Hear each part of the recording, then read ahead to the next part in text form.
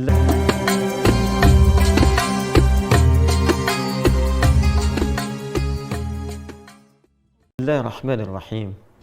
Assalamualaikum warahmatullahi wabarakatuh.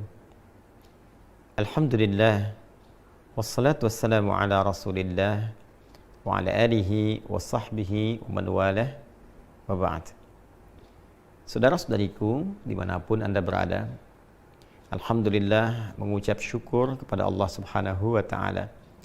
Kita semua insan beriman khususnya telah menyempurnakan rangkaian ibadah selama bulan Ramadan tahun 1443 Hijrah khususnya, bahkan telah menunaikan pula salat Idul Fitri dan berbahagia di hari raya yang tentunya akan mengumpulkan banyak memori baik di masa kini pun demikian untuk masa yang akan datang.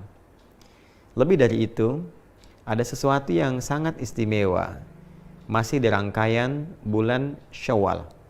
Bila hari pertamanya kita menunaikan salat Idul Fitri, bercengkrama dengan keluarga, membangun silaturahim yang erat, maka dari sejak hari keduanya sampai dengan akhir bulannya ada bentangan yang sangat istimewa yang hanya terdapat di bulan Syawal dan langsung informasinya diberitakan oleh Nabi sallallahu alaihi wasallam. Sahabat Abu Ayyub Al-Ansari menerima informasi penting dari Nabi sallallahu alaihi wasallam yang kelak informasi ini akan dicantumkan, dirangkum oleh Al-Imam Muslim dalam kitab sahih beliau nomor hadis 1164.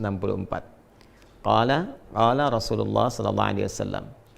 Informasi disampaikan oleh Al-Imam Muslim mengambil sanad riwayat yang tersambung pada sahabat mulia Abu Ayyub Al-Ansari radhiyallahu taala anhu. Beliau menyampaikan satu kali Rasulullah sallallahu alaihi wasallam pernah bersabda, "Man shama Ramadhana thumma atba'ahu sittan min Syawal," atau di riwayat lain bisittin min Syawal, fakana kasyami dahri. Siapapun insan beriman yang telah menyempurnakan puasa Ramadan, kemudian dia ikuti itu dengan menunaikan puasa 6 hari yang berlangsung di bulan Syawal, maka nilai puasa gabungan antara Ramadan yang sebulan itu plus 6 hari yang ditunaikan di bulan Syawal ini, digabungkan keduanya nilainya sama dengan puasa selama 1 tahun. Masya Allah, sebulan ditambah 6 hari itu punya nilai yang setara dengan 1 tahun. Ada 3 hal penting yang dapat diulas dari keterangan hadis ini.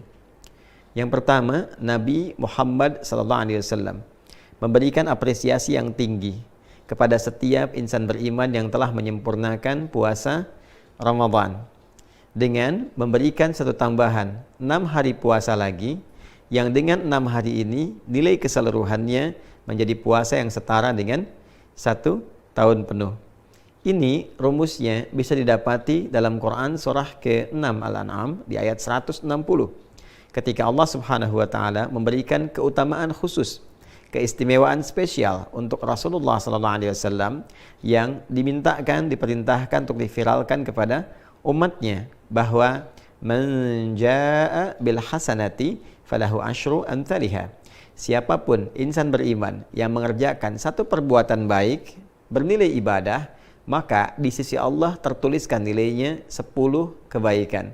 Setiap satu pekerjaan mulia, satu ibadah, nilainya sama dengan 10 di sisi Allah Subhanahu wa taala. Jadi, kalau ada yang menunaikan puasa Ramadan sempurna selama sebulan, maka dikalikan 10, singkatnya senilai dengan 10 bulan.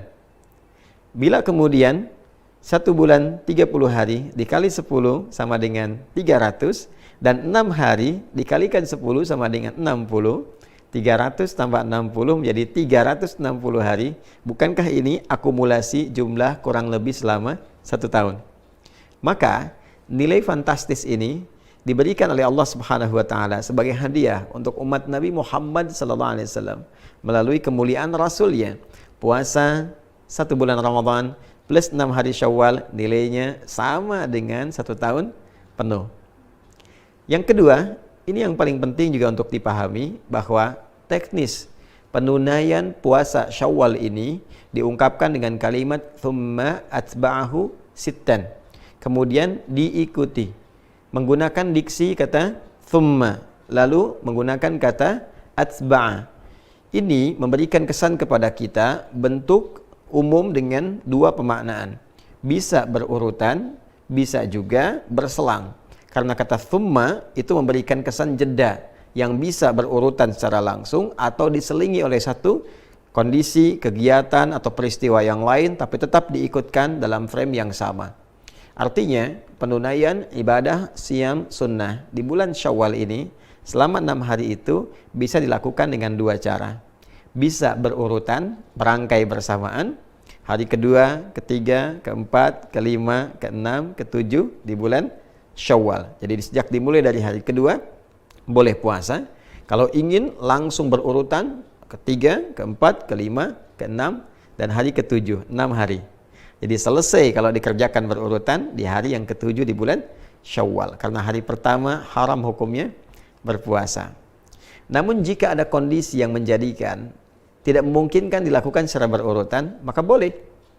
Misal diselang dulu selama 1 hari, 2 hari, atau berdasar kondisi tertentu.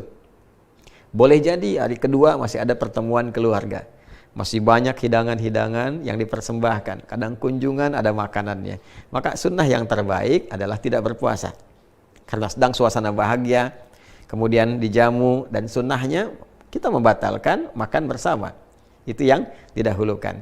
Nanti ada jeda-jeda berikutnya yang boleh jadi kegiatannya lebih longgar, lapang, tidak ada jamuan-jamuan tertentu, maka bisa dilakukan, boleh, silahkan. Hari pertama misalnya kita tidak berpuasa, hari kedua kita mulai berpuasa, hari ketiga jeda misalnya, keempat jeda, kelima berpuasa.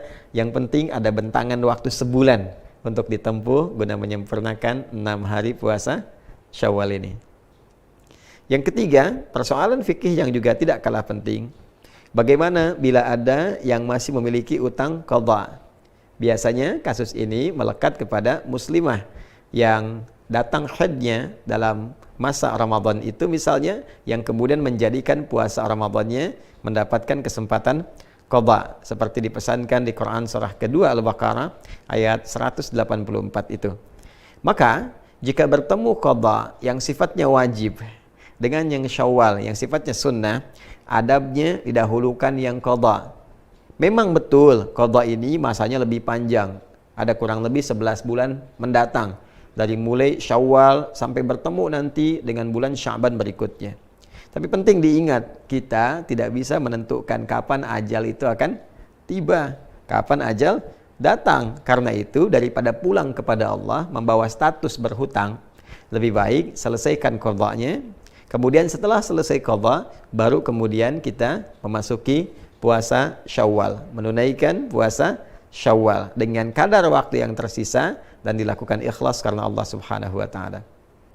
Bagaimana Ustadz kalau saya mengqadha dan tidak mendapati lagi sisa waktunya untuk Syawal? Maka tanamkan keinginan kuat untuk melakukannya.